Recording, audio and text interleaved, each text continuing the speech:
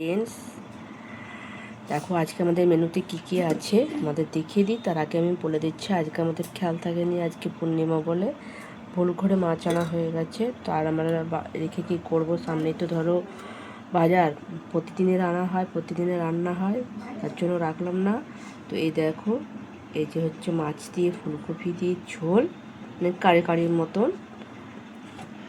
আর আছে, দেখিয়ে দিতে পারি, বেগুন ভাজা, আর শিম, আলু, বেগুন আর কপির ডাঁটা দিয়ে একটা তরকারি। এটা আমার খেতে ভীষণ ভালো লাগে। তো যাই হোক, এটাই হচ্ছে আজকে আমাদের মেনু।